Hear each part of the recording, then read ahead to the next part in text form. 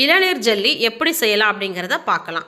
இந்த இளநீர் ஜெல்லி நல்லா டேஸ்டியாக இருக்குங்க. குழந்தைங்கள்லேருந்து பெரியவங்க வரைக்கும் நல்லா விரும்பி சாப்பிடுவாங்க. முதல்ல ஒரு இளநீரை பாதியாக கட் பண்ணிப்போம். அதில் இருக்கிற தண்ணியை தனியாக எடுத்துக்கலாம். அதுக்கப்புறம் இந்த இளந்தேங்காவை சின்ன சின்னதாக நீங்கள் கட் பண்ணி எடுத்துக்கோங்க. சூப்பர் மார்க்கெட்டில் இந்த அகரகர் நமக்கு கிடைக்கும். இந்த அகரகரை சின்ன சின்னதாக கட் பண்ணி ஒரு டம்ளர் தண்ணியில் நம்ம கொதிக்க வைக்கலாம். கொதிக்க வைக்கும் போது ஒரு ஏலக்காய் தட்டி சேர்த்துக்கோங்க. அடுத்தது ஒரு 5-6 ஸ்பூன் சர்க்கரை சேர்த்துக்கோங்க. உங்கள் டேஸ்ட்டுக்கு ஏற்ற மாதிரி நீங்கள் சேர்த்துக்கலாம்.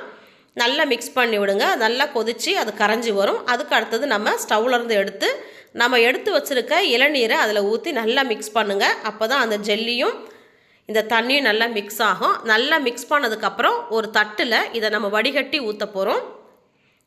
அப்போ தான் அந்த ஜெல்லிலையும் இளநீரில் இருக்கிற தூசி அப்படியே மேலே தங்கிரும். அதுக்கு அடுத்தது நம்ம கட் பண்ணி வச்சுருக்க அந்த இளந்தேங்காவையும் அதில் நல்லா ஸ்ப்ரெட் பண்ணி விடுங்க.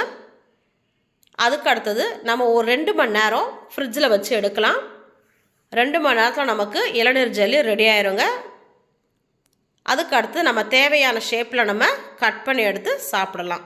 உண்மையாக நல்லா டேஸ்ட்டாக இருக்குங்க. நீங்கள் செஞ்சு பாருங்கள். உங்களுக்கு பிடிச்சிருக்குன்னு நினைக்கிறேன்.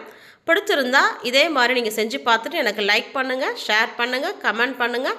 மறக்காமல் சப்ஸ்கிரைப் பண்ணுங்கள். தேங்க்யூ.